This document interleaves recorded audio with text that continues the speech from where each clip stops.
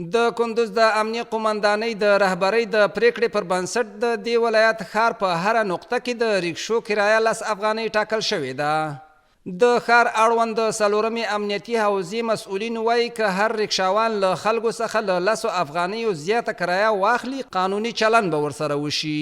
ریکشو کرایه 10 روپۍ باید له 10 جیګوان اخلي. دلته د ریکشاوانانو 20 روپۍ اخیستلې. د ټول ولایت ریکشې په همدغه یو بندر څرخېدلې. په دې سل د کرایه جیګوان پیسې ډېرې وې، عایدات ډېر و.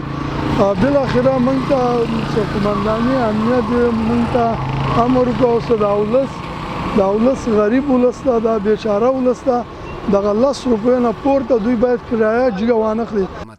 په ورته وخت ښاریان د اسلامي امارت سیمه ییز حکومت له دې ګام څخه خوښي څرګندوي.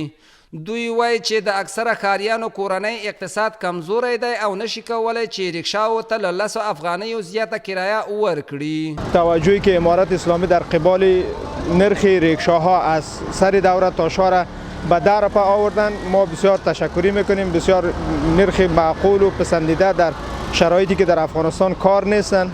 از این ما راضی هستیم.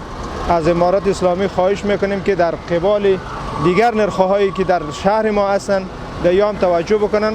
ریکشاوانایی که 20 روپیه میگیریم سر دوره 10 روپیه شده، ما از این حمایت میکنیم. از امارت اسلامی هم تشکر میکنیم.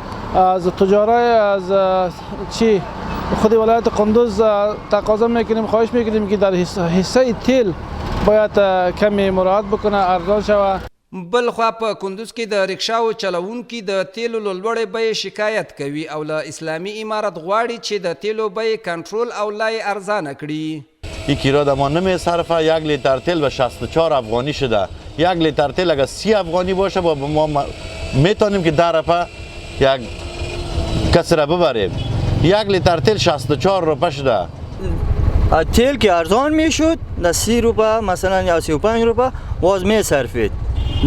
این رقم نمیصرفه ما. په کندوز کې د امنیتي چارواکو لخوا د ریکشو لپاره په داسې حال کې 10 افغانۍ کرایه ټاکل کیږي چې د کندوز اوسیدونکو حکومت ته تل د ریکشو